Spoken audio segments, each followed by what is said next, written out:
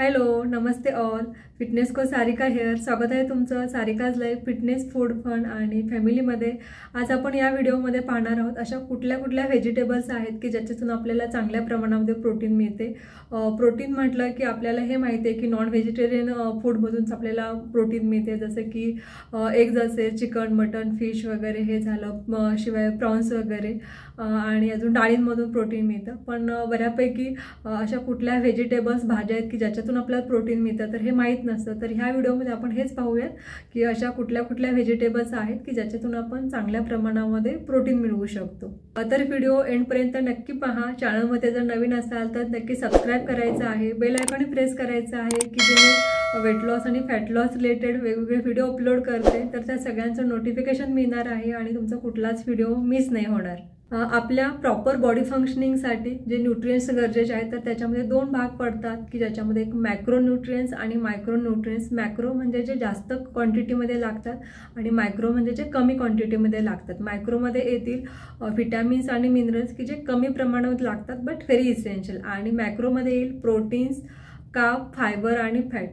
तर हे सगळे जे न्यूट्रिएंट्स आहेत हे प्रॉपर बॉडी फंक्शनिंगसाठी खूप गरजेचे आहेत. आज आपण पाहत आहोत प्रोटीनबद्दल. जेव्हा आपण weight loss, fat loss, fitness आणि हेल्थ हे शब्द आणि ह्याच्याबद्दल आपण पाहायला लागतो तर प्रोटीन हा शब्द जो आहे, प्रोटीन हा ऑटोमॅटिकली त्याच्यासोबत येऊन लागतो. प्रोटीन हा एक लार्ज कॉम्प्लेक्स मॉलिक्यूल आहे की जो अमायनो ॲसिडपासून बनलेला आहे आणि आपल्या ज्या वेगवेगळ्या बॉडी ॲक्टिव्हिटी आहे तर याच्यामध्ये महत्त्वाचा रोल प्ले करतो, जसं की टिश्यूज, मसल्स, स्किन, हेअर, शिवाय bone, tendons, nails, ligament, blood plasma, cell membrane, enzymes, metabolism. तर अशा वेगवेगळ्या बॉडी ॲक्टिव्हिटीजमध्ये महत्त्वाचा रोल प्ले करते. आपण आपल्या डाएटमधून दिवसभरामधून किती प्रोटीन घ्यायला पाहिजे, तर जनरली सर्वसामान्य लोकांसाठी 1 किलोसाठी 1 ग्रॅम हे दिवसभरातून प्रोटीन, म्हणजे तुम्ही जर 50 किलो वजनाचे असाल तर दिवसभरातून 50 ग्रॅम प्रोटीन हे आपण आपल्या डाएटमधून घ्यायला पाहिजे. आणि आपल्याला कॅलरीज याच्यामधून किती मिळतात, जर आपण 1 ग्रॅम प्रोटीन घेतलं तर त्याच्यातून आपल्याला 4 किलो कॅलरी इतक्या कॅलरीज मिळतात.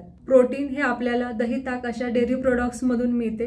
हिवाळा आहे सध्या चालू तर दही, ताक वगैरे असं तुम्ही खात नाही आहात. शिवाय चिकन, एग्ज, मटन वगैरे असे नॉनव्हेजमधून पण मिळते. तुम्ही व्हेजिटेरियन आहात. शिवाय डाळी, उसळी पचायला जड आहेत म्हणून तुम्ही खात नाही आहात तर नो वरी, तुम्ही भाज्यांमधूनही चांगल्या प्रमाणामध्ये प्रोटीन मिळवू शकता. हिवाळा आहे तर सध्या फ्रेश प्रोटीन रिच व्हेजिटेबल्स पण मिळतात तर त्याच्यातून तुम्ही चांगल्या प्रमाणावर तुमच्या आहारामध्ये प्रोटीन ॲड करू शकता. शिवाय इम्युनिटी पण इम्प्रूव्ह करू शकता. फर्स्ट असेल पालक. भाज्या म्हटलं की आपल्या हेच माहिती असतं की त्याच्यातून आपल्याला जास्त चांगल्या प्रमाणामध्ये आयर्न, कॅल्शियम, व्हिटॅमिन्स, मिनरल्स मिळतात, पण त्याच्यातून आपल्याला चांगल्या प्रमाणामध्ये प्रोटीनही मिळतं. 1 कप शिजलेल्या पालकातून आपल्याला 5 ते 6 ग्रॅम प्रोटीन मिळतं. ते तुम्ही कुठल्याही फॉर्ममध्ये घेऊ शकता, जसं की पालक सूप असेल, भाजी असेल, पराठा असेल किंवा खिचडी असेल. वेट लॉस डाएटमध्ये ॲड करण्यासाठी जर परफेक्ट आहेच, पण तुम्ही तुमच्या लहान मुलांच्या डाएटमध्ये पण नक्कीच इन्क्लूड करू शकता. Next sweetcorn. स्वीटकॉर्नमधून पण आपल्याला चांगल्या प्रमाणामध्ये प्रोटीन मिळतं. उकडलेलं किंवा शिजलेलं 1 कप स्वीटकॉर्नमधून 5 ते 6 ग्रॅम प्रोटीन मिळते. फक्त त्याच्यामध्ये बाकी जास्त ॲड न करता, जसं तेल, तूप, बटर वगैरे, प्लेन उकडून किंवा शिजवून 1 कप तुम्ही घेऊ शकता. याच्यामध्ये चांगल्या प्रमाणामध्ये कार्बोहायड्रेट पण असतात तर त्याच्यामुळे जास्त न घेता 1 वाटी स्वीटकॉर्न घेणं हे पुरेसं आहे. तिसरी व्हेजिटेबल आहे कोबी. जनरली कोबी बऱ्याच लोकांना आवडत नाही त्याच्या उग्र वासामुळे किंवा बरंच, पण कोबीमधून आपल्याला प्रोटीन खूप चांगल्या प्रमाणामध्ये मिळतं. 1 कप कोबीमधून 4 ते 5 ग्रॅम इतकं प्रोटीन मिळतं. सो आपण डाएटमध्ये नक्कीच ॲड करायला पाहिजे. तेही तुम्ही भाजी, सूप या फॉर्ममध्ये ॲड करू शकता. चौथी व्हेजिटेबल आहे मशरूम. मशरूम ही एक प्रोटीन रिच व्हेजिटेबल आहे. शिवाय याच्यामधून आपल्याला B12 पण खूप जास्त प्रमाणामध्ये मिळते. सो ज्यांना B12ची डिफिशियन्सी आहे तर तेही प्रोटीन आणि B12साठी डाएटमध्ये नक्कीच ॲड करू शकतात. हे पण आपण वेगवेगळ्या फॉर्ममध्ये घेऊ शकतो, जसं की भाजी असेल, करी असेल, राईस असेल किंवा सूप असेल.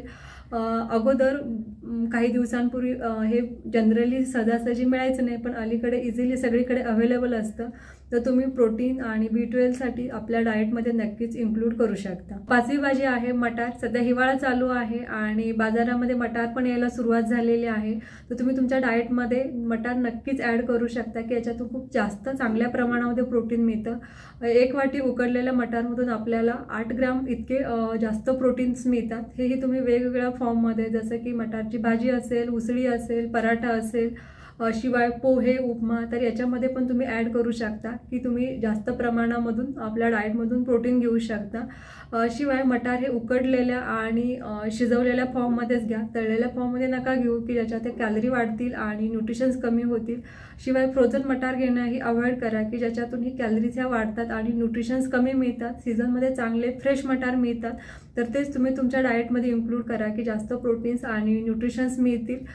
तर होप तुम्हाला ह्या माहितीचा नक्की यूज होईल। ह्या ज्या सगळ्या व्हेजिटेबल्स आहेत हे तुम्ही तुमच्या डाएटमध्ये नक्की ॲड करा की जास्त प्रमाणामध्ये प्रोटीन्स आणि सगळे न्यूट्रिशन्स मिळतील। व्हिडिओ आवडला असेल तर व्हिडिओला नक्की लाईक करायचं आहे, तुमच्या खूप साऱ्या फ्रेंड्सला शेअर करा। शिवाय कमेंट करून हेही सांगा की तुम्हाला अजून कोणत्या टॉपिकवरती व्हिडिओ पाहायला आवडतील।